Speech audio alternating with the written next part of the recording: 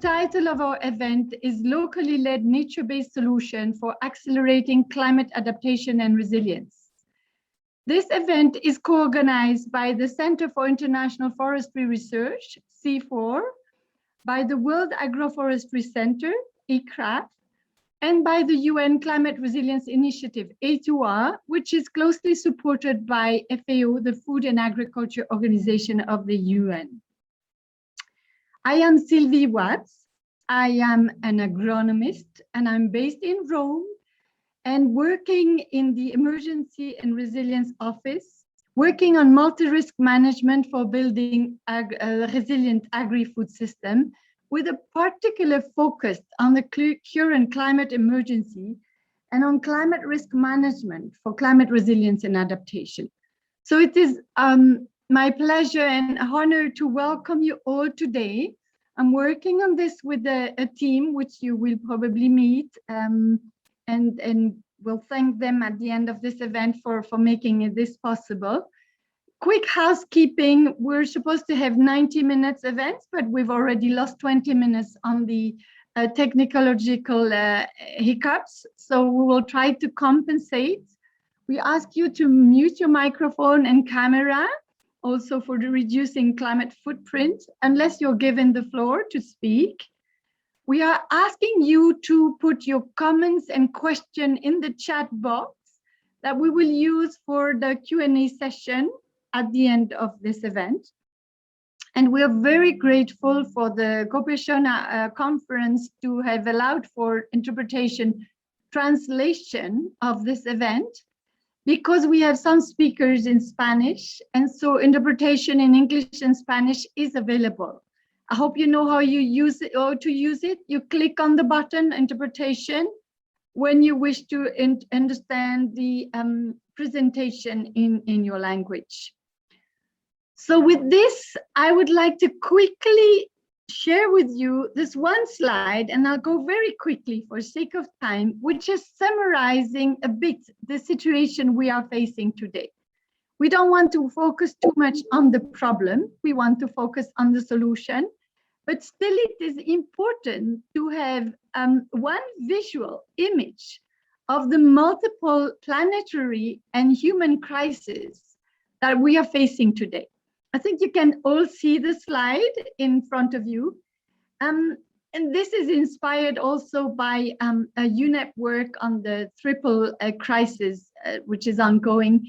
And you can see this image of the wave. We have the COVID-19, which is a small wave, the recession, which is the financial implication from this crisis we're still facing, climate change crisis, which is still unfolding and on the way, getting bigger, and the overriding and biggest wave, which is the biodiversity collapse. Biodiversity being the basis of all the life on Earth and human well-being. And this is why this event is focusing on nature-based solution, the role of nature-based solution for adaptation and resilience, and particularly focusing on the people who are on the front lines of climate change and the people who are leading climate change adaptation and resilience action. So with this, I will quickly provide, in terms of a shared narrative, the latest UNEA resolution, which is the UN Environmental Assembly resolution from March 22 this year, that is really based on IUCN definition of nature-based solution. It is really making and sharing a one common definition of what do we mean by nature-based solution. And you will see that all speakers today will talk about the experience one way or another, which is all included in this nature-based solution, which are essential for climate change adaptation and resilience. So nature-based solution are actions to protect, conserve, restore, sustainably use and manage natural or modified terrestrial, freshwater, coastal and marine ecosystems, and which address social, economic and environmental challenges effectively and adaptively, and also simultaneously provide human well-being, ecosystem service, resilience, and biodiversity benefits, including health. I think we will post that definition into the chat. I recommend for the question and answer, do not use the Q&A that you have on this Zoom, just put it in the chat. We'll monitor the chat and we'll use that for a final session on the Q&A. With this intro and terminology, I would like to now quickly tell you about the special guests, special speakers we have that are going to take us further onto this topic. This is very important because we hope that this event, the Gobeshona conference itself, and together with this event and many others, will help to shape some of the COP27 work on nature-based solution, especially on climate adaptation and resilience and the agri-food system.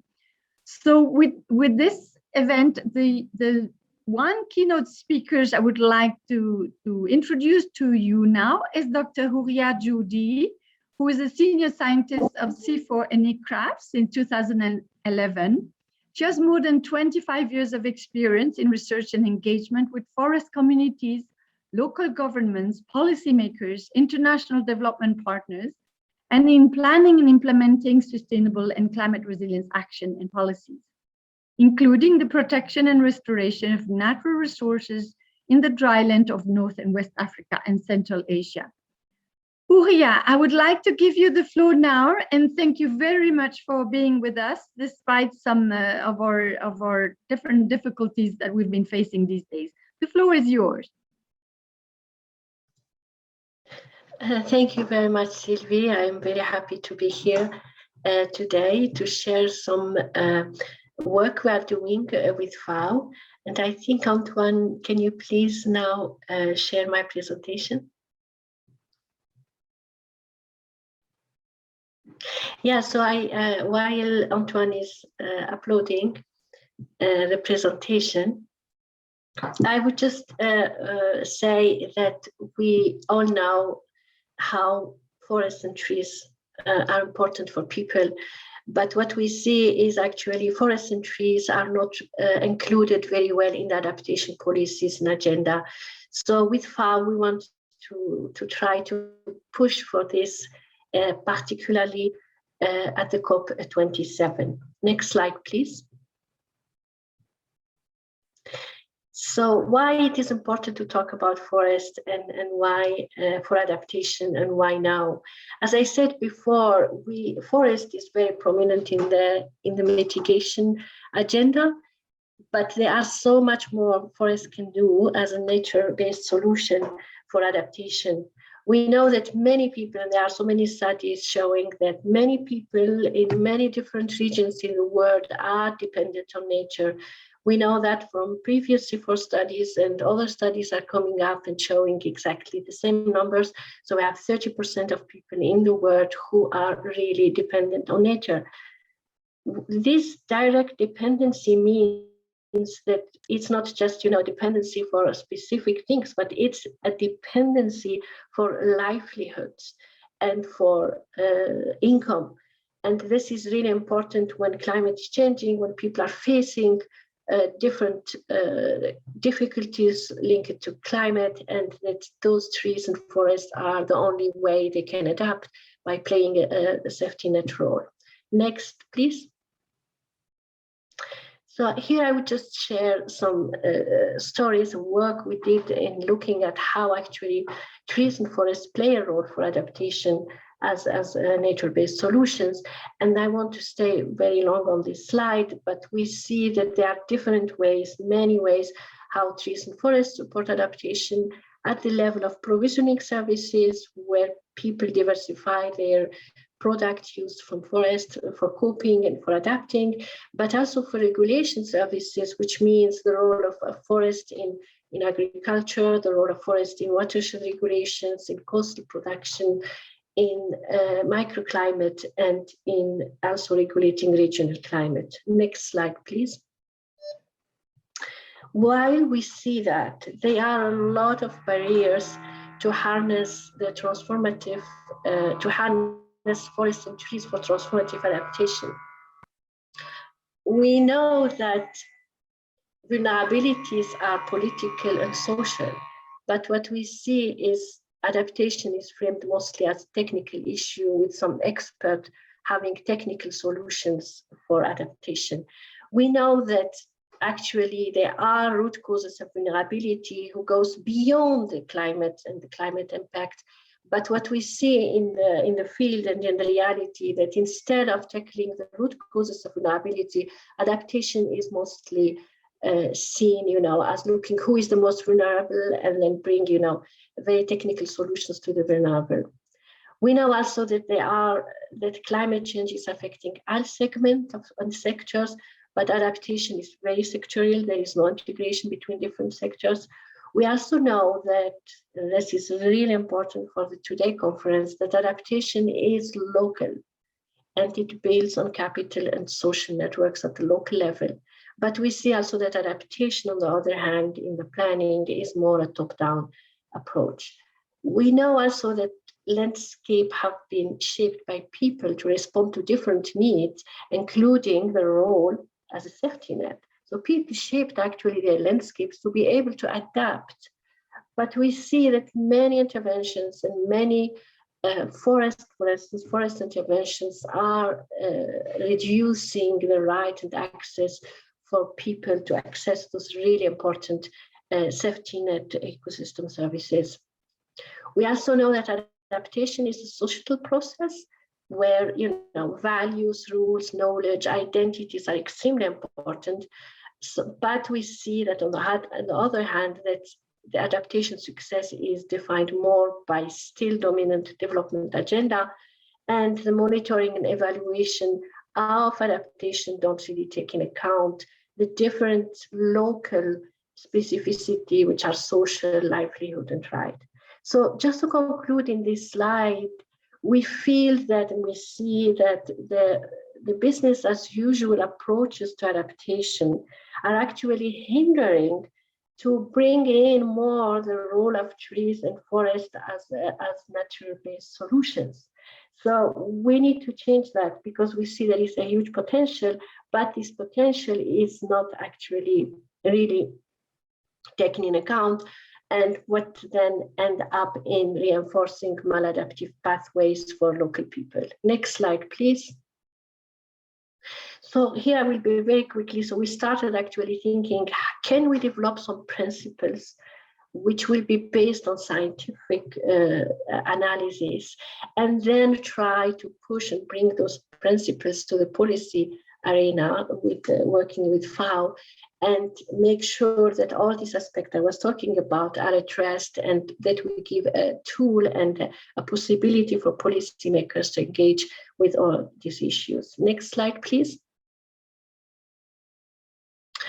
Here, I don't want to stay very long, but since we are talking about transformations, I would like just to share this definition of transformation, where we know that adaptation, and we know that we have to transform our systems and our societies, and that adaptation, if it's incrementally, is not enough. And we define transformative adaptation as an adaptation which will have a wide influence on the system, that we have a system change. It will be more than in one system. It will focus on the future long-term changes, and it will address, and this is extremely important, existing social injustices and power imbalances. Because without that, we are just repeating the same failure we see in other development areas. So there are some scientists who developed these kind of approaches, how to transition from the current approaches to adaptation, which we think are not enough, to something we call transformative approaches to adaptation. I will come back to this in my next slide, so I just wanted to show you that this is the framework we are using. Next slide, please. So what we did is, based on this shortcoming I was describing before, we want to be moving forward and looking forward to develop golden rules and guiding principles for transformative adaptation. And here we define the golden rules as something more framing reflection, while guiding principles are something which will frame action. Next slide, please. So what we did, actually, we did a literature review, and then we had a series of workshops with the adaptation experts, and we tried to move from the shortcomings of current adaptation framing to the golden rules of adaptation, and then moving to the guiding principles. I will go back to this. So next slide, please.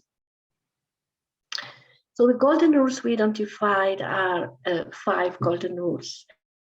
So the first one is, we think that adaptation is a political issue and governance issues are extremely important. The principles would be here that we focus on the local level, because trees and forests are managed locally, and local stakeholders need to be at the core of the adaptation process. The next principle here is responding to the issue of the intersectional problem, that we think that to get the multiple benefits of adaptation and the role of trees and forests as a nature-based solution, we need an integration intersectors. The second golden rule is that adaptation can only work if it addresses the root social causes of vulnerabilities. Here, the principles are, we need to take into account the distributive justice and to promote equitable access to the ecosystem services generated by trees and forests, by also at the same time addressing the structural inequities to support people in the ground to well manage the trees and forests for their livelihoods.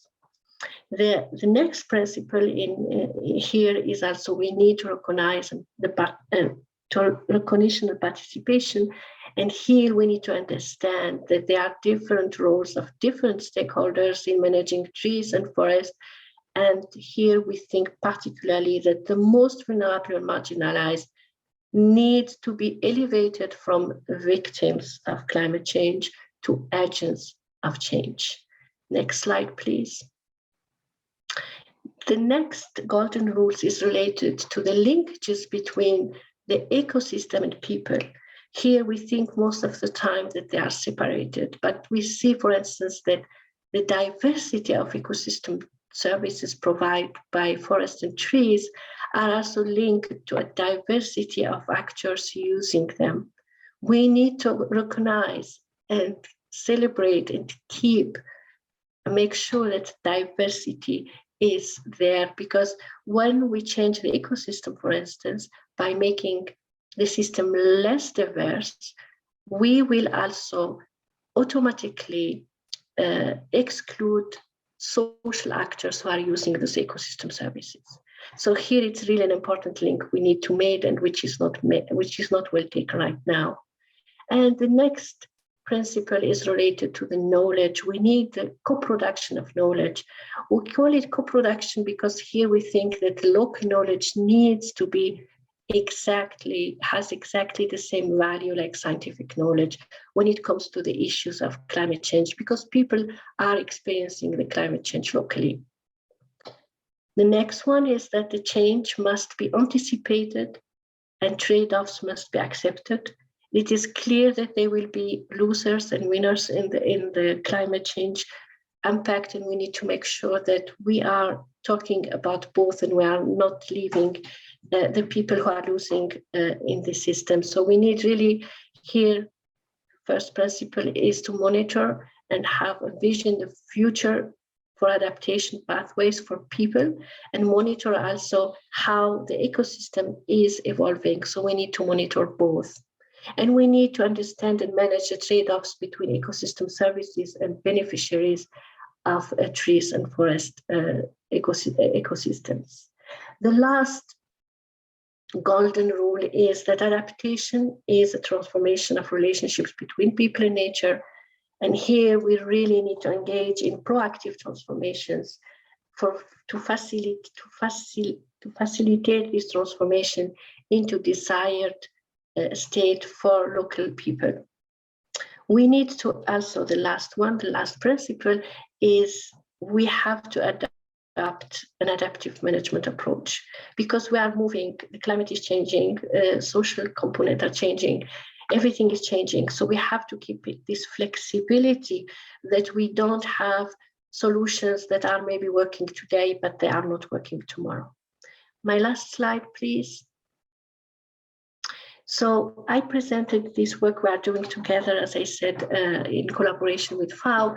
And the idea is really to reflect on those principles in this session where we have so many actors from the local level. So I will be very happy to hear how can we move the agenda of trees and forest more, particularly in the COP27, which a lot will be on adaptation there, and also how those locally led adaptation effort can contribute to the transformations that societies and the planet urgently need.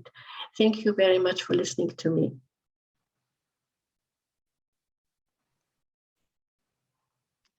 Horia, thank you. Wow, this has been very dense and very rich. There's so many key messages in your talk, framing our discussion. I liked especially the fact that you emphasized, local actors, local leaders, no longer as victims, but as agents of change and agents of transformation in dealing with in tackling the climate crisis.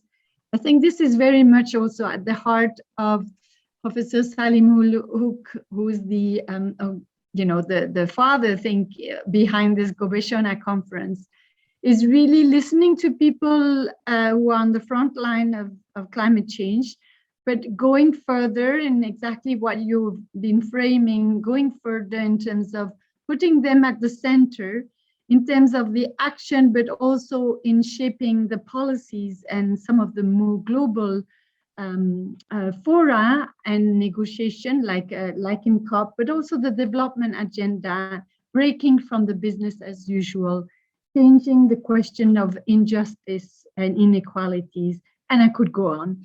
So with this, thank you very much, and stay with us to listen and see what our local leaders and local actors are going to share with us now.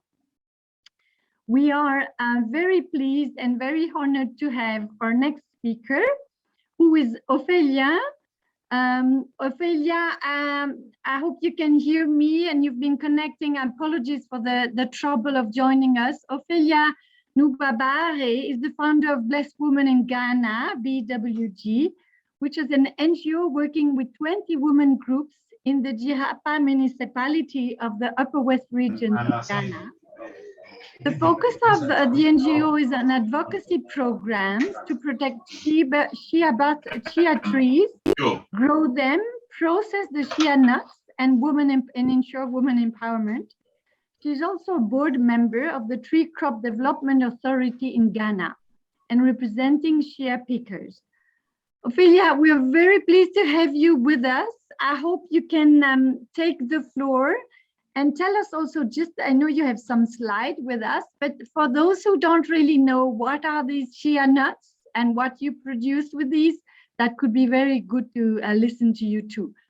You have the floor. Thank you.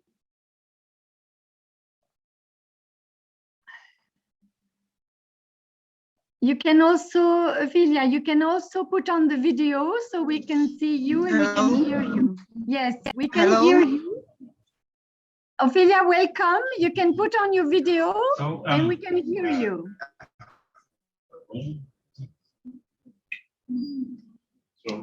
Can you hear us? Hello.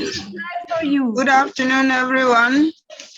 Good afternoon, Ophelia. Please go ahead. Hello. I will put the slides for you.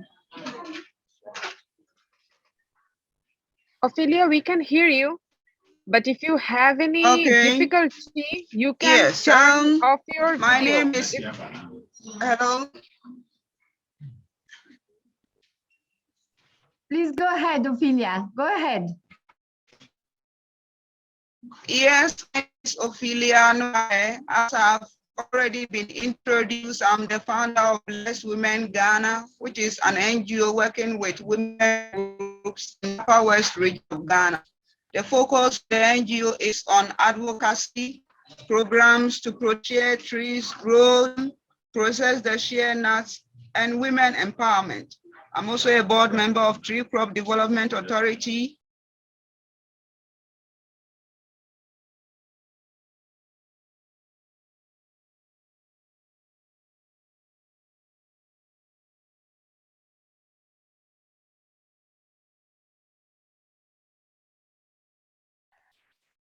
I think we lost Ophelia. Ophelia, if you want, you can switch off your video if the line is not good.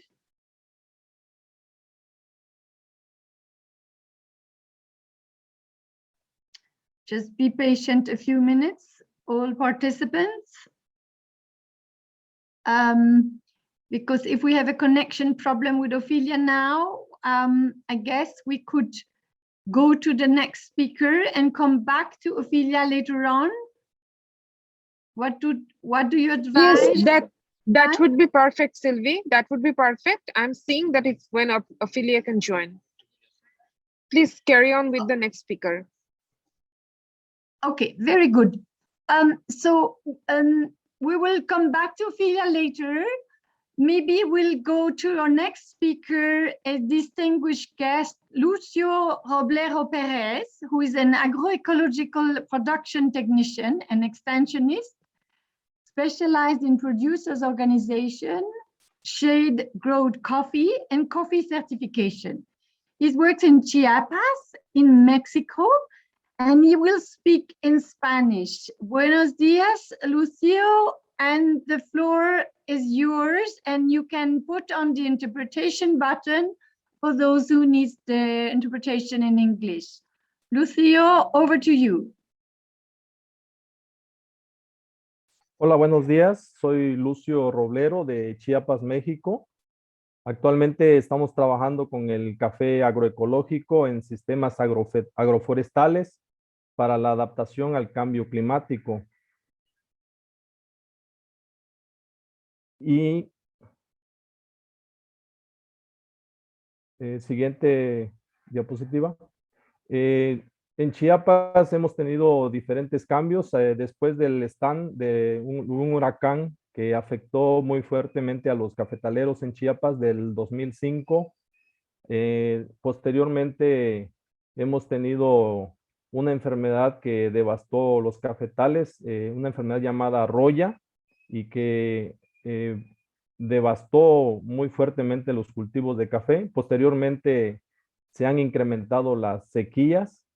Actualmente tenemos un pronóstico desalentador para Chiapas que nos hablan de una nueva onda de calor que estará entre los 40 y 45 grados para zonas cafetaleras en Chiapas.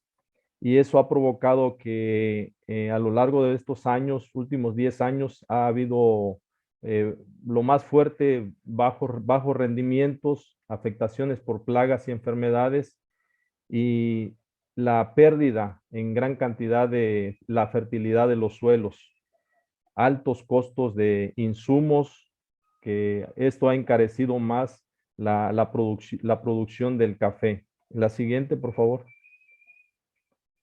Entre que si se van a presentar altos impactos de los fenómenos y la severidad y la probabilidad que se puedan dar los fenómenos, nosotros como productores hemos optado por realizar nuevas prácticas agrícolas. No hemos sustituido el cultivo de café, al contrario, se ha buscado cómo fortalecer el cafetalero desde las prácticas locales. La siguiente.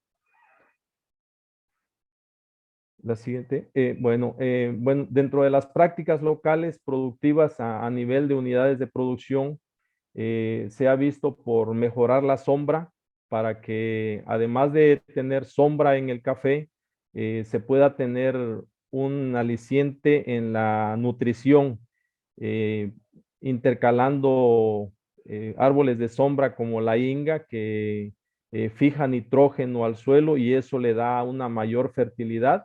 Esa ha sido una muy buena práctica dentro de los productores de café. Para controlar las enfermedades de la roya, se ha venido seleccionando la semilla adaptadas a las condiciones agroforestales que se presentan en Chiapas, y que sean semillas rendidoras y que no sean afectadas por la roya. Se han establecido viveros comunitarios que sean manejados dentro de las mismas unidades de producción, que no vengan de afuera esa semilla, que no venga de afuera las plantas. Una siembra escalonada entre plantas ya establecidas y plantaciones nuevas que se van estableciendo dentro del cultivo. Se ha buscado la elaboración de bioinsumos agroecológicos. Estamos hablando de 18 microorganismos benéficos que ayudan a mejorar las condiciones físicas y químicas del suelo. Y eso ha ayudado a disminuir el uso de insumos agrícolas y hacerle un alto también a la aplicación de agroquímicos. Por otra parte, se ha venido estableciendo la organización comunitaria. Después del stand del 2005 al 2010, se han establecido organizaciones, se han constituido cooperativas cafetaleras, y que esto ha ayudado de una manera muy fuerte a fortalecer el tejido social desde la comunidad, el municipio y como estado de Chiapas. La siguiente, por favor. Estamos trabajando en la certificación del café orgánico y de comercio justo. Esto ha ayudado a incrementar las ganancias por ventas de café, porque se le da un valor agregado al café. Se ha logrado la certificación del café bajo sombra, que esto permite darle un realce a la producción del café agroforestal, con 3 estratos de sombra, con diversidad florística de la sombra, y eso ha permitido a que pues tengamos café amigable con las aves, ¿no? Ha habido un manejo administrativo eficiente y transparente, en la que si hay ganancias al productor se le reditúa, se le da sus ganancias. La conservación y protección de recursos naturales, la flora, la fauna, el agua, los suelos y principalmente el aire, como cobeneficios de adaptación y mitigación, y que nos ayudan también a conservar los recursos que tenemos como cafetaleros. El mejoramiento y manejo de diferentes calidades de café. Hoy día los cafetaleros ya están mejorando su calidad para acceder a los diferentes mercados que hay en Europa principalmente y en Estados Unidos, y eso le genera ganancias al productor. Y también la adaptación al mercado especial, que hay pequeños nichos de mercado que son más chicos, pero que el productor ya tiene acceso a esos mercados. La siguiente, por favor. Se ha incursionado con las escuelas de campo para la transferencia tecnológica y que se pueda hablar de campesino a campesino. Como vemos, el productor necesita también de un manejo de su sombra, de un manejo agroforestal, donde pueda tener beneficios a corto y a mediano plazo. No solamente de nutrición para las plantas, sino también de cubierta vegetal, de cubierta arbórea para proteger su suelo, pero que también obtenga algunos servicios, ¿no? Como son la leña y poder obtener madera para construcción de casas, ¿no? Eso es muy importante, la transferencia tecnológica. La siguiente, por favor.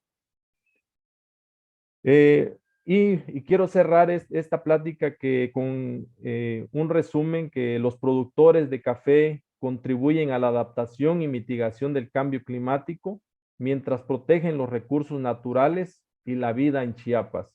Los cafetaleros estamos agradecidos en que nos tomen en cuenta en estas pláticas para poder dar a conocer el trabajo local. Muchísimas gracias.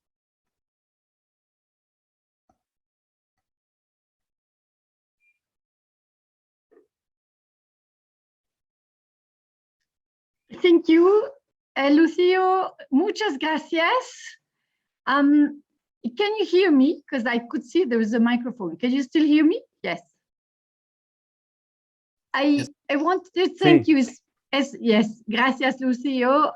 I want to thank you especially because you broaden your action, your climate action, into also the livelihood action, along the food value chain, from the production to the processing and the certification and all the multiple benefits of these actions for the climate, for the environment, for the people, environment, biodiversity, I mean. This is really excellent, and we'll come back to you with some more question and some more reflection. With this, because we are a bit short of time, I would like to welcome our next speaker, who is Dr. Flora Musia, who is the founder and chairperson of the Zanzibar Seaweed Cluster Initiative in Tanzania. She engages in developing innovative seaweed farming and value addition technologies to curb the impact of climate change and improve livelihood, especially of women. So we're taking from action from Lucio in the different type of forest ecosystem to now flower in Tanzania, in Zanzibar, and small island and coastal marine system. And Flower, we're very happy to have you. And with this, I give you the floor. If your line is not good, you don't have to put the video. And back to you. Antoine is putting the slides, I think. Thank you. Thank you very much. I'll proceed. If you see some snag, you can tell me. Yes, please proceed. Yes. Okay, so thank you very much for the introduction.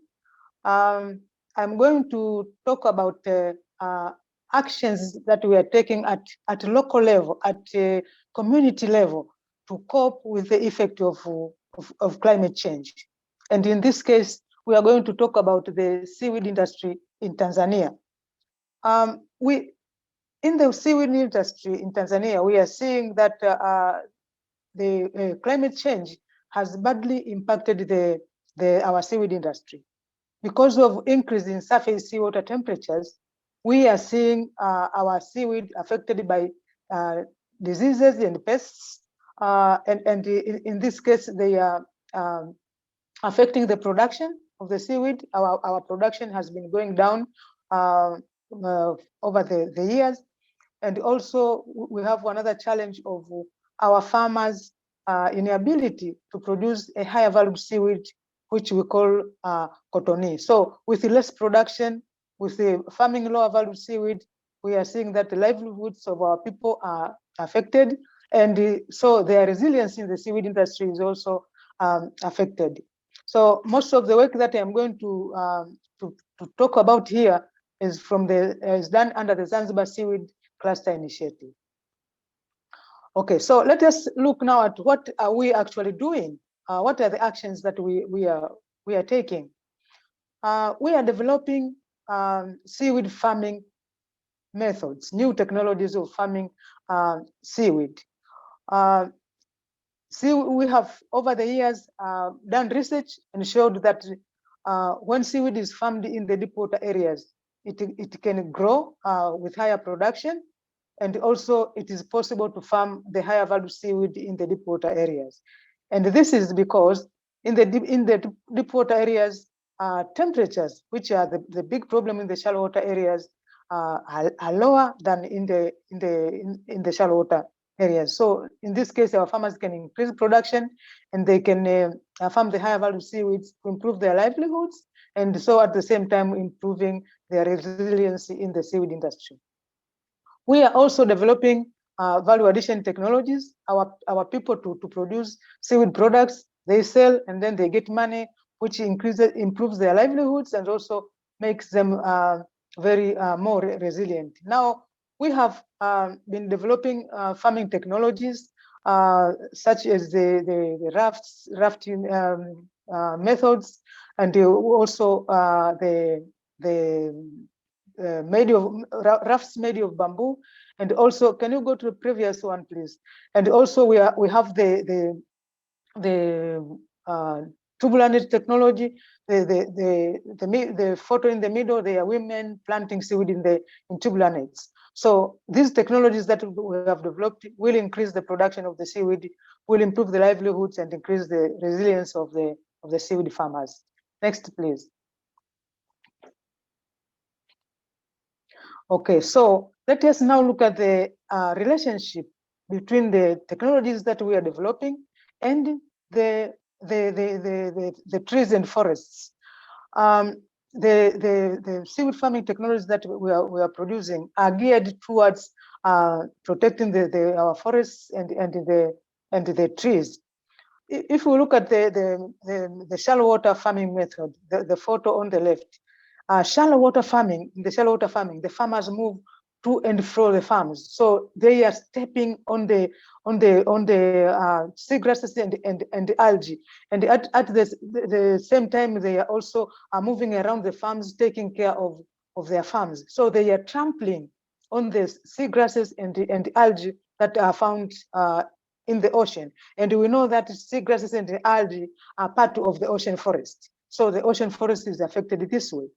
And also the farmers need pegs, wooden pegs. So they cut trees from land-based forests to use for farming seaweed, for stretching the seaweed lines between two wooden pegs to make seaweed farms. So they are cutting also forests. It means that our forests and trees on the land are also affected by this shallow water farming technology. So we are developing the deep water farming technologies. In the deep water farming technologies, most of the work is done on the boat.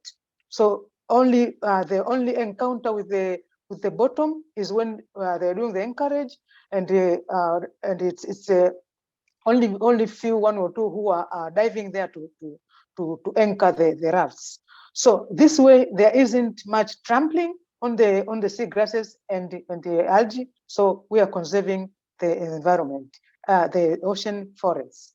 At the same time, the farmers do not need wooden pegs to farm in deep water areas. So they do not cut trees to use for wooden pegs. So this is also positive to the trees and forests on land-based because they are not cutting much of this. And when we with the technologies of adding value, when our people produce seaweed value-added products and they sell these products, it means that they are earning money. And by earning money, they will not need to use, for example, firewood. Instead of using firewood, they have money to buy gas, for example, to cook with gas. And they can also use charcoal that is not made from wood, because they have money to pay. They can even use electricity when they have enough money. So this way, the people will not impact the forest so much, because they don't really need to cut the forests.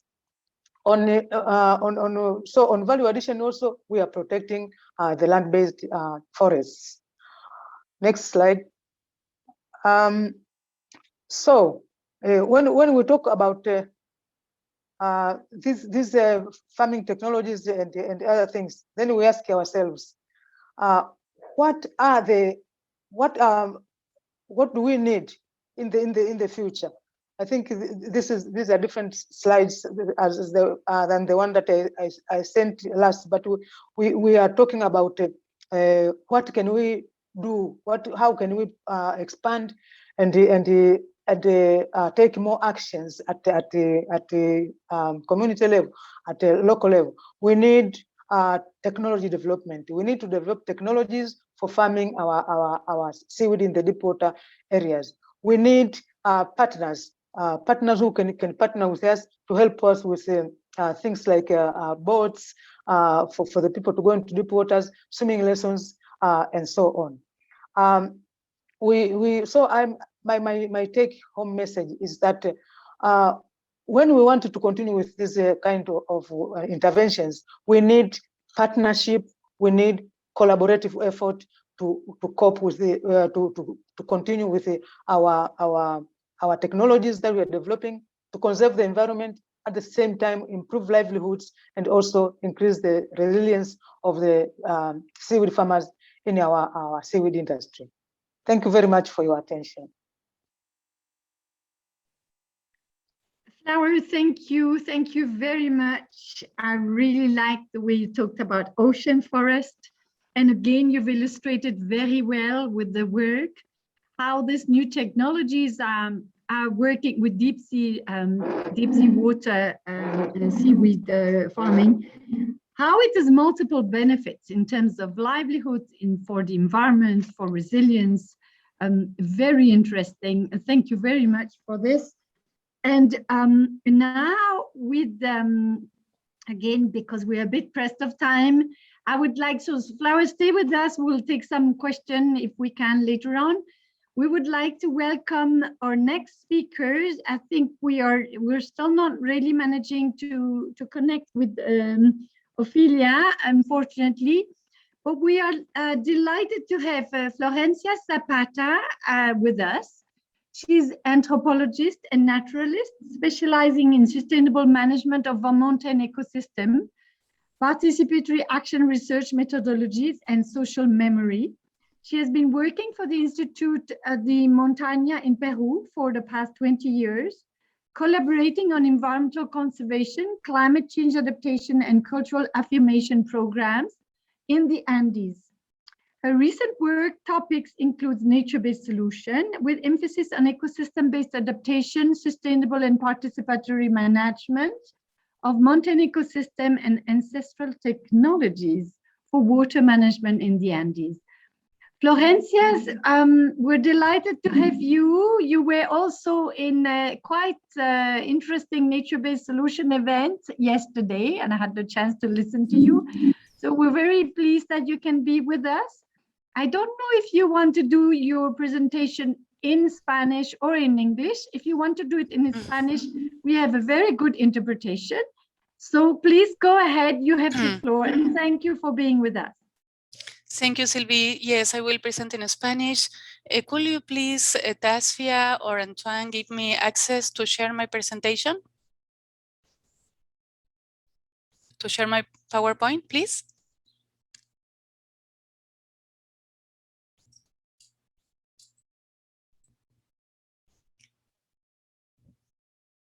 I think Antoine was ready to share the PowerPoint, but if you prefer to do it, Florencia, this is fine. Yeah, we managed in that way, but anyway, will be fine, as you prefer. I don't know if Tasfia or Antoine could share my presentation or give me access to share the presentation. Otherwise, I can start speaking also. Well, okay, thank you. Could you put the presentation mode? Thank you. Well, my name is Florencia Zapata. I'm working for the Instituto de Montaña. And sorry, I will change to Spanish. Buenos días, buenas tardes, buenas noches. Florencia Zapata del Instituto de Montaña, una ONG dedicada a la conservación de ecosistemas de montaña y trabajo con comunidades locales en los Andes. Gracias a los organizadores por la invitación para participar en esta sesión. Voy a hablar de una experiencia de adaptación basada en ecosistemas y recuperación de tecnologías ancestrales para la gestión del agua en la comunidad de Miraflores, en la Reserva Paisajística Nor-Yauyoscocha. Siguiente, por favor. Uno de los impactos centrales del cambio climático en los Andes y en las zonas de montaña del mundo es el retroceso de los glaciares a raíz del aumento de las temperaturas. Esto tiene consecuencias importantes en el manejo del agua, de los cultivos, del ganado y de todas las actividades humanas. Siguiente, por favor. En el caso de los Andes, cerca del 40% de los glaciares se han perdido hasta la fecha. Esto es dramático porque los glaciares son las fuentes de agua durante muchos meses de temporada seca en los que no llueve y en los que tanto la población de la costa del país, que representa el 70% de la población, como de las zonas altas, dependen del agua de los glaciares que se va descongelando lentamente y que a través de los ríos y flujos de agua habilitan las actividades productivas. Se espera que para el año 2100 prácticamente todos los glaciares pequeños y medianos de la cordillera de los Andes en esta zona del mundo hayan desaparecido. Siguiente, por favor. De hecho, ya hay algunas pequeñas cordilleras que han desaparecido en su zona glaciar y esto tiene implicancias no solo en las zonas glaciares, sino también en los humedales y los bofedales, que también tienen una reducción ya de un 50%. Siguiente, por favor. Y la otra también. Podemos ver que esto tiene, y vamos pasando, por favor, una por una. Esto tiene a su vez consecuencias en que al haber menos agua, eso tiene implicancias en las actividades productivas y por lo tanto se incrementa la migración. Vamos pasando una por una. Gracias. Esto a su vez erosiona las culturas y los saberes locales. Siguiente, por favor. Una menor productividad de los ganados, tanto nativos como exóticos, y esto hace que al haber menos agua accesible, el ganado se concentre en ciertas zonas y haya degradación de tierras, pérdida de pastizales, humedales, que a su vez tienen menos capacidad de retener agua, y esto genera una suerte de lo que llamamos una espiral perversa, donde los problemas vinculados al cambio climático y a otros problemas sociales, porque el cambio climático es parte de un contexto muy complejo, donde también hay otros problemas sociales, económicos y de diversa índole. Pero esto lo que hace es agudizar los problemas que ya existen y crear nuevos problemas que a su vez generan esta espiral que he resumido muy brevemente. Siguiente, por favor. Sin embargo, también hay algunas soluciones que pueden encontrarse en las prácticas y en las tecnologías ancestrales que pueden ser útiles incluso para atender estos problemas actuales. Siguiente, por favor. Los ecosistemas andinos, al igual que en muchas otras zonas del mundo, son el resultado de la coevolución de las sociedades y su entorno natural por más de 10.000 años y han albergado culturas que desarrollaron tecnologías extraordinarias para el manejo del agua, de los suelos y de los recursos genéticos. En este caso, por ejemplo, vemos un grupo de llamas que están siendo pastoreadas en la Reserva Paisajística Noria-Bioscocha, animales que han sido domesticados por las culturas locales. Siguiente, por favor. Estas tecnologías, tanto las antiguas como por ejemplo también estos andenes que podemos ver en esta imagen de la reserva, pero también tecnologías actuales son expresiones de sistemas de conocimiento muy complejos que desarrollaron estas poblaciones y que son soluciones muy específicas para hacer factible la vida en estos territorios de extrema clima y topografía.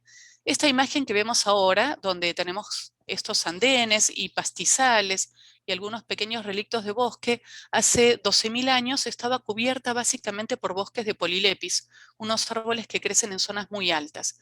Luego de la ocupación humana y de la domesticación de plantas y de animales, es que se ha generado este paisaje que vemos ahora, y que es un paisaje que ha permitido la vida en estas zonas por miles de años.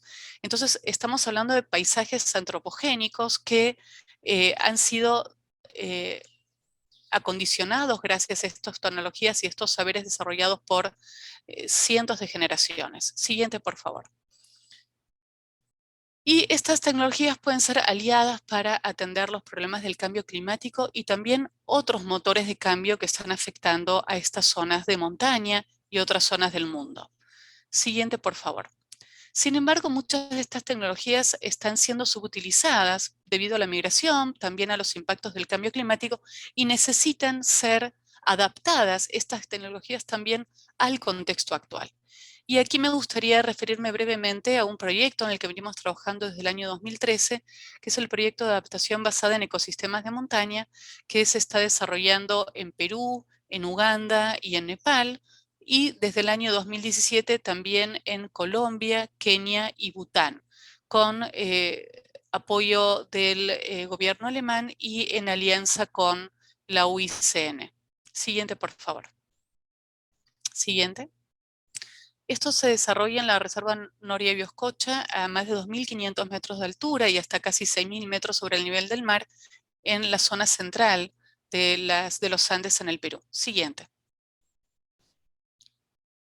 Y este es el tipo de ecosistemas y de paisajes que se pueden observar en esta zona del mundo, donde están dominados por los altos Andes, zonas de glaciares que se están retrocediendo y una serie de pisos altitudinales que a medida que vamos descendiendo podemos ir encontrando otro tipo de vegetación y actividades productivas. Siguiente, por favor.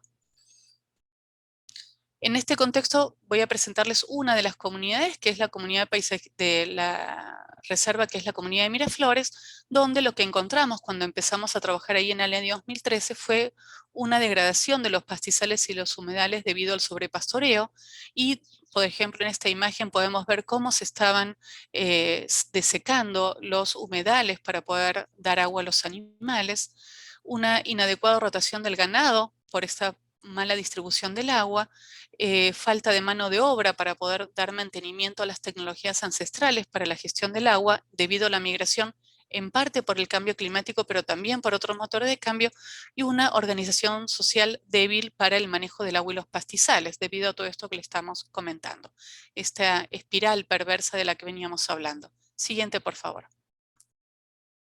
Pero también encontramos algunas tecnologías como esta grupo de represas a más de 3.000 metros sobre el nivel del mar, que datan de casi 1.000 años de antigüedad, entre 800 y 1.000, y que son de la época pre-inca. Es una infraestructura, lo que llamamos infraestructura verde-gris, que permite el almacenamiento del agua para su infiltración y también mejorar su calidad. Siguiente, por favor. Aquí podemos ver algunas de las represas donde esta agua se acumula y se va filtrando lentamente y sirven como reservorios de agua naturales que permiten la infiltración. Siguiente, por favor. Y aquí podemos ver otra imagen. Estas tecnologías están en funcionamiento desde hace más de 1.000 años, sin embargo estaban subutilizadas y los canales que llevaban el agua desde esta parte alta a la parte baja no se les había dado mantenimiento. Siguiente, por favor. Esto permitía mejorar la calidad del agua y su distribución, pero estaba subutilizado. Siguiente.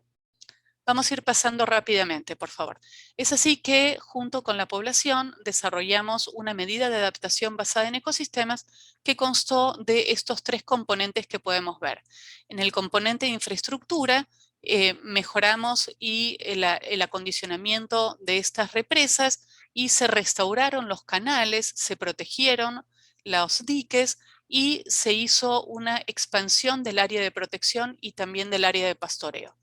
Se hizo también el fortalecimiento de capacidades locales a partir del diálogo de saberes entre los pobladores locales, que son quienes mejor conocen esta zona, y también los investigadores externos, científicos, que podían darles también la visión a futuro. ¿Qué es lo que va a estar ocurriendo con el cambio climático de aquí a 30, 50 o 100 años?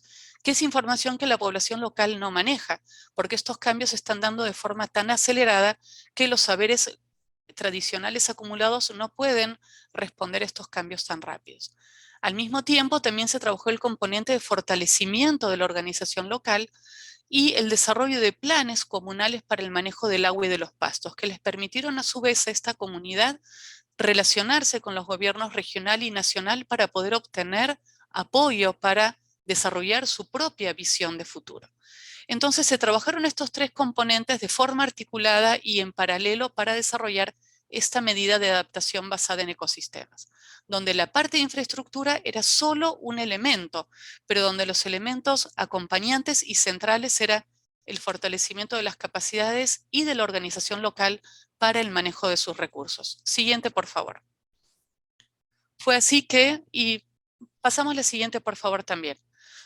Se hizo, vamos pasando una a una, se hizo esta infraestructura que se está mostrando aquí. Siguiente, por favor, donde se fueron rehabilitando los canales, las zonas para toma de agua del ganado. Y lo interesante fue que esta parte de la infraestructura consta solo de 165 hectáreas, pero esto permitió habilitar una nueva zona de rotación del ganado.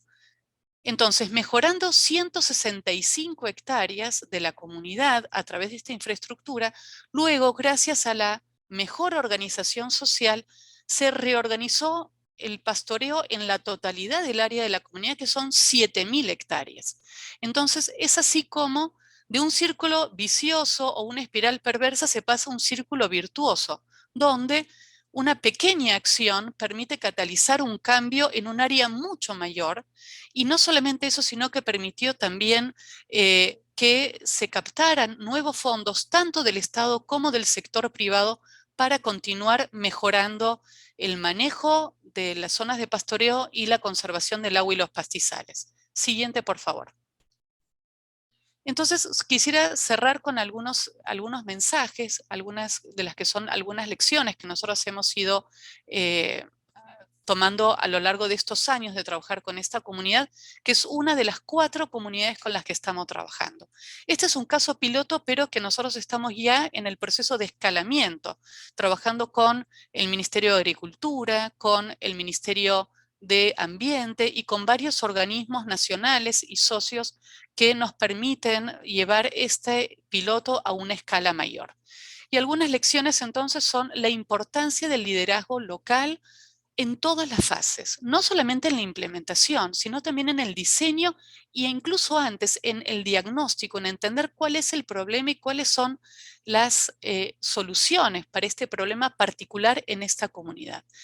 También las dimensiones sociales y culturales que son esenciales. La infraestructura es un componente, es como la punta del iceberg, pero es el componente social y organizacional el que sostiene las bases.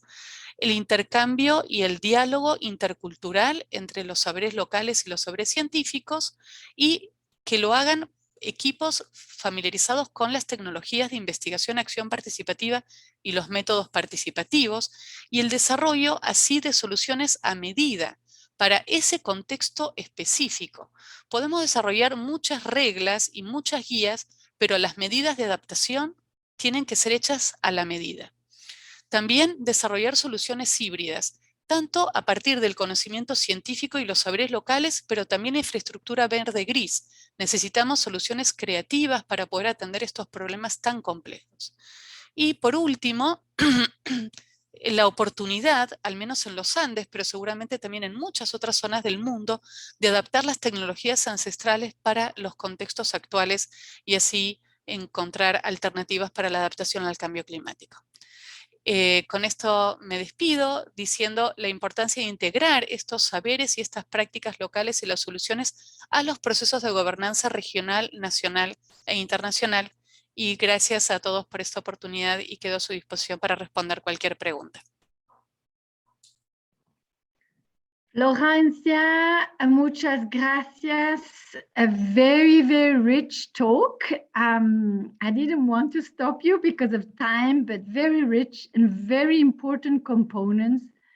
Unpacking adaptation in mountain, grassland, and forested area.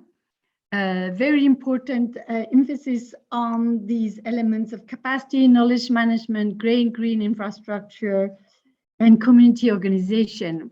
This is just some of the things I captured, but excellent. Because of time, we will need to extend a little bit to allow us to conclude this event with another 10 minutes past the 3:30 this time. And I would be very happy to now have Ophelia with us. Ophelia, Antoine will put the slides with you. If you want, if your connection is strong, you can leave the video. Otherwise, you put the video off as you wish. Now we can see you, and thank you for being with us. You have the floor. Thank you. Sorry for the earlier challenges with my internet. I'm Ophelia Nubabare, the founder of Blessed Women Ghana in Ghana, which is into share and women advocacy as far as share is concerned. For lack of time, I'll go straight to my presentations. So kindly make the presentations available. Second slide, please. Yes, I'll talk about the role of share parklands for the community. The local share industry provides employment, income, and economic diversification to more than 16 million women. Across Africa, nearly 2 billion share trees grow naturally and be found integrated with crops on smallholder farms, creating an agroforestry landscape resilient to climate change and contributes to carbon capture.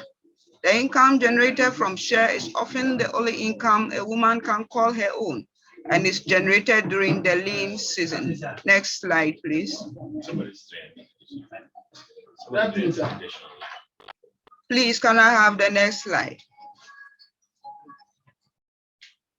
The decline in share trees Share trees are in rapid decline due to commercial agriculture, tree removal for charcoal, reduced fallows, climate change, pressure from increasing populations, resulting in the loss of 8 million trees every year. The loss of trees negatively impacts the livelihoods of women farmers and their families, as well as the environment. Effects of climate change on share producing communities. Some effects of climate change are scarce rainfall, extreme heat, drought, floods, severe storms, soil erosion, drying of groundwater reserves, quality and quantities of crop yields, including share. Climate change also affects crop production, which results in tree cutting for alternative income sources for people within the community. In northern Ghana, highly valuable and diverse savanna tree species like share and rosewood are gradually being lost due to climate change, affecting wildlife and ecosystems.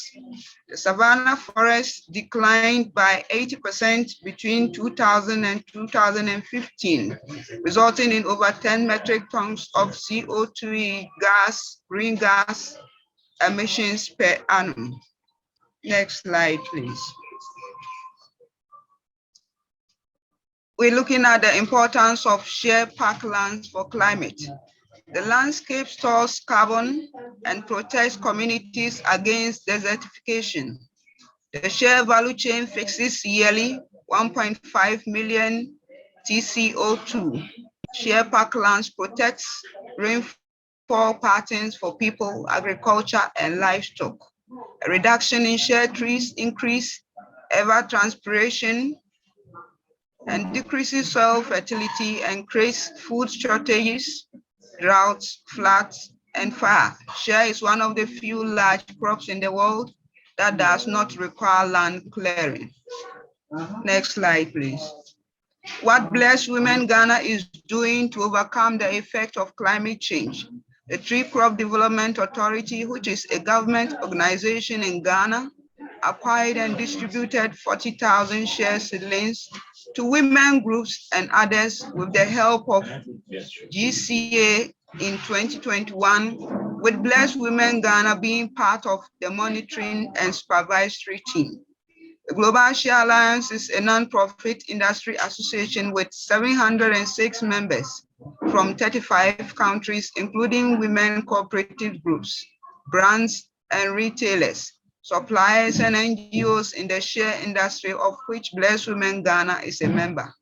Action for Share Parklands is an initiative set up by the Global Share Alliance, which commenced in 2021 in response to declining share tree populations across West and East Africa, with the objective to achieve the following within 10 years: grow 10 million trees, protect 4 million hectares of parklands, sequester 882,000 tons of CO2 carbon, train 250,000 people on sustainable parkland management, support research, and engage 500,000 women.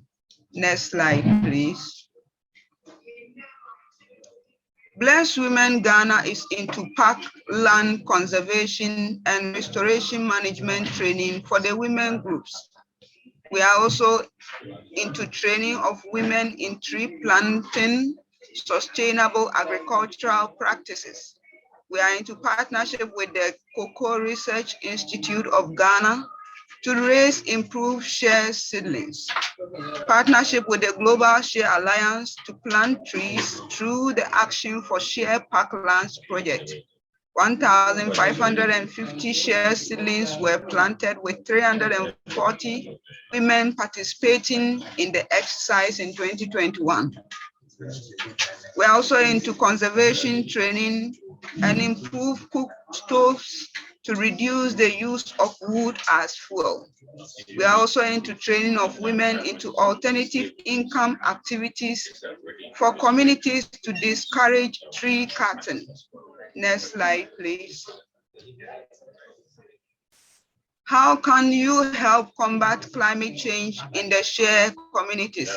This is a global fight, and we all have to join hands to support or sponsor tree planting initiatives on a national and international level.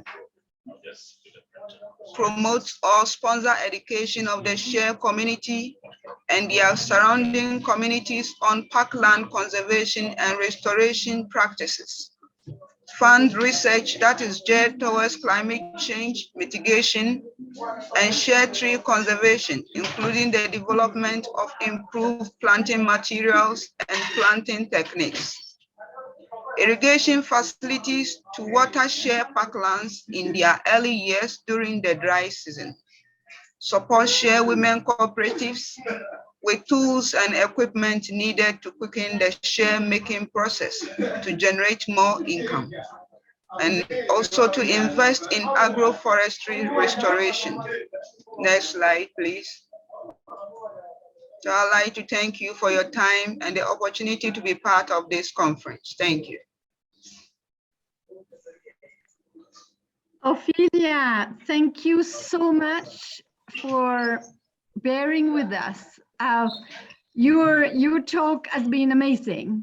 Excellent. You're really talking about the problems, the issues, the action being taken, and the recommendation for the future. It's just so important. We're so pleased that you were with us because that's also a direct illustration of the role of a tree, the shea tree, and the livelihoods and the multiple benefits, but that really the concrete action and the big problem of the trees being cut down, and in addition to the climate change. So now we are, because of the technical problem, the organizers have been granting us another 10 to 15 minutes to allow us to conclude this event and to have another question. The chat has been disabled for some time because we also had another technical problem on that side. But I would like now, perhaps, because we have our special guest, Huria, who gave us some comprehensive framing work, putting really the role of local adaptation, local nature-based solution, putting that at the center for the climate action. Uria, maybe a bit now in an unprepared way, would you like to have a question to these speakers, especially because of these golden principles, golden rules and principles that are in preparation? Would you like to have a question, a common question posed to all our local leaders? And maybe perhaps I will ask the local leaders and panelists to answer to your question in a brief manner. And that can take us in the key messages, taking us forward in shaping a COP27 and the importance of local action, local climate action in terms of nature-based solution, especially on forest and trees, but other natural resources. Huria, would that work for you? Yes, thank you. Thank you very much, Sylvie. I have to say that I'm very, very excited to see all this work happening at the local level, extremely interesting and successful stories. I know how much effort it needs to be done because the resources are very, very limited. So really, I'm very happy to see all this happening. My question now maybe is very similar to the question which was asked in the chat, is like, you know, being a research organization and somebody who is interested really to bring the change in the ground. I would ask the presenters maybe to tell me in one sentence, what would be the one action they would want to see happening in order to transform local realities and to make them more resilient. This is also something we could, you know, take as a key message for the next COP27. Thank you. So may I just repeat, Huria? asking each panelist if they could put in one sentence or two, the main action that they would like to see happening for transformation of their local work, their local reality in terms of climate action. Or did I understand correctly, or could you want to put it again, please? Yeah, this is correct, Sylvie. Thank you. Okay, this is correct. I'm sorry, I'm always paraphrasing to make sure I understand. Even for Lucio, our Spanish speaker, I hope you got the question right. May I ask, I'll go back to the order of the speaker. So maybe, Lucio, I'll ask you to answer to this question. If you got it translated, please. Please, Lucio, over to you.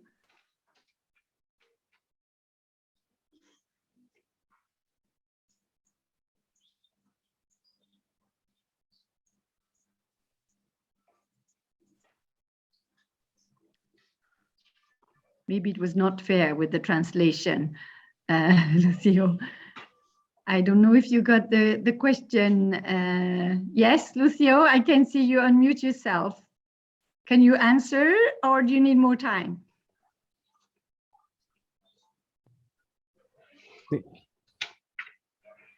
Sí, gracias. Estamos pensando en una frase como productores de café. En la frase que a mí se me viene ahorita es: recuperemos los medios de vida frente al cambio climático. Esa es como la preocupación fuerte como productores de café. Muy bien, mucho claro. Thank you for that, Lucio. May I ask our next speaker, Flower, do you want to answer the question, please? Yes, thank you very much. In my case, what I would like to say is that to continue to expand our actions, I would say that we need partnership, we need concerted effort to develop technologies so that we can improve the livelihood of the people and the resilience while conserving our forests and trees. Excellent, Flower. This is very clear. Message well received. May I ask Florencia, can you answer the question posed by Julia, please? Sí, gracias Silvia, gracias Julia. Yo pienso en la imagen que nos mostraron al inicio de esas grandes olas, una más grande que la otra, y creo que lo que necesitamos es un compromiso político urgentemente a todos los niveles. Necesitamos que estos ejemplos, que hay muchísimos, miles o millones tal vez de estas pequeñas iniciativas en el mundo que tienen impacto a nivel local, sean de sentido común y que alcancen a muchos más ecosistemas y a muchas más poblaciones. Y para eso se necesita un compromiso político. Eso es urgente. Florencia, thank you for stressing the emergency of political compromise. I think we could translate it like that. Thank you for your good point. Ophelia, can I ask you to answer the question put to us by Julia, please? Yes, thank you for the question. I think that we would need joint efforts and more research into more improved species to grow more tree crops for climate change, and also to facilitate more irrigation facilities in more drought-prone areas to be able to help curb climate change. Thank you. Ophelia, thank you. This is very much in line with your last slide and very clear, well received. With these concluding points from our dear panelists, we will Maybe Auria, before I end the event, do you want to share some more of your wisdom, please, with us?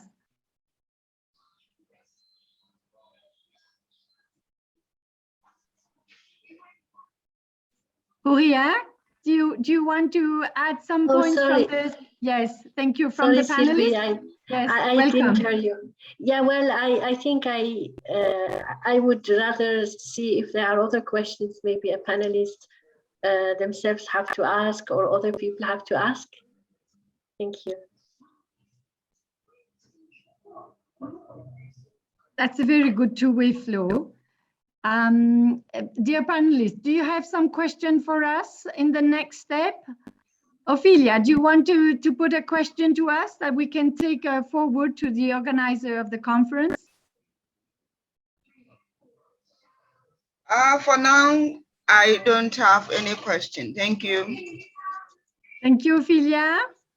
Florencia, would you have any question for this team and the Gobeshona conference?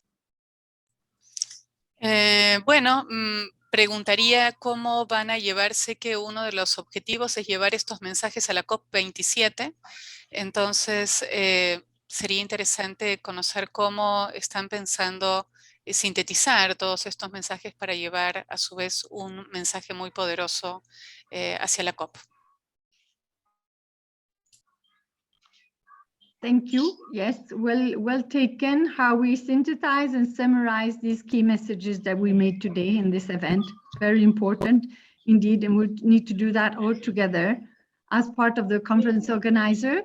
Lucio, would you have a question for this team and the organizer of the Gobeshona conference? Thank you. Sí, solamente agregar que desde lo local, lo que se hace desde la comunidad y los estados y la nación, seguir trabajando coordinados entre el área científica con los análisis de los escenarios de cambio climático, pero creo es urgente actualizar porque creo que los escenarios ya nos alcanzaron, que lo que estaba propuesto para el 2030 creo ya se está dando en sitio. Y pues darle seguimiento, ¿no?, a este esfuerzo. Agradecemos que nos hayan tomado en cuenta y creo que esa es la mejor forma de poder hacer llegar nuestras opiniones, que trabajemos de manera organizada, articulados todos desde las diferentes instituciones. Esta red sería una red estratégica para de inicio tomar en cuenta la voz, pero también cómo podemos dar seguimiento y que estas presentaciones no se queden ahí. Gracias por tomarnos en cuenta.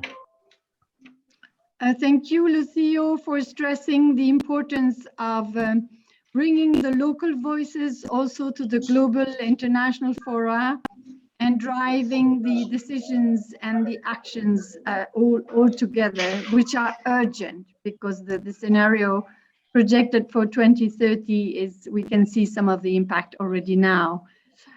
Thank you. Flower, do you have some question for the organizers? No, at this point, I don't have a question. I just want to thank the organizers for this chance, and also would be looking forward to see how these actions can feature out in the COP27. Thank you. Thank you. Thank you to all. I see our time is up. I just would like to focus that it's been very important to have speakers from both Africa and Latin America region. COP27 is going to have a big focus on adaptation and resilience, putting it part to mitigation action. So your work is extremely important. It's going to also have a focus on Africa, but it doesn't say that the other regions are forgotten, especially not. And I think we will take away a lot of the messages and the work and the local action that you mentioned, and the way forward and the recommendation and the challenges, not only in the work that Huria is leading, but in the overall narrative of the climate adaptation and resilience action, based on the unique value of renewable natural resources and for transforming our agri-food system also for the well-being of the planet and the humanity. With this, a big thank you to the Gobeshona organizers